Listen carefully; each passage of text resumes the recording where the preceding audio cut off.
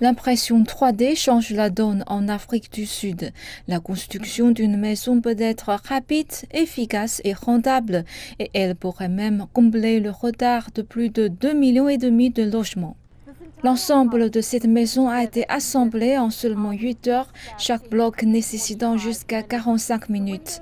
Les fenêtres et les portes sont de fabrication classique, mais tout le reste a été réalisé par une imprimante 3D. C'est du ciment en poudre prêt à l'emploi auquel il suffit d'ajouter de l'eau et du retardateur pour qu'il ne s'étende pas rapidement. Parce que l'idée est que lorsqu'on imprime, on réalise une première couche au moment où on a terminé la première couche. Cette couche doit être suffisamment sèche pour supporter la couche suivante et la couche suivante lorsqu'on atteint la hauteur du plafond. Ce mur est suffisamment solide pour tenir debout tout seul.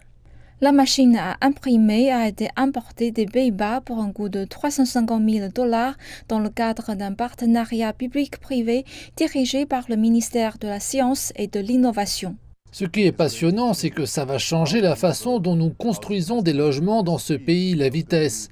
Nous sommes d'avis que cette technologie d'impression 3D du béton contribuera certainement à traiter et à accélérer la livraison de logements abordables en Afrique du Sud.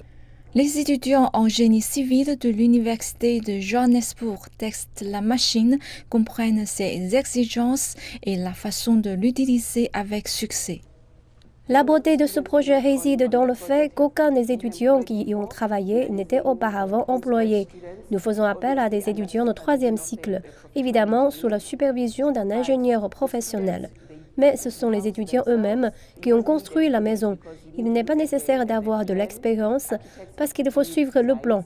Les architectes doivent concevoir les plans, ensuite les étudiants s'occupent de l'impression elle-même. L'université et le Fonds africain pour le logement et les infrastructures collaborent avec des partenaires industriels pour faire fonctionner la machine. C'est donc tout à fait passionnant. Le partenariat que nous avons ici est vraiment ce que nous appelons les 4 triple P. Le secteur privé, le gouvernement qui correspond au secteur public et le public qui s'engage à nous donner son avis sur la technologie. Mais en plus de cela, nous parlons aussi des nouvelles tendances en termes d'industrie du bâtiment.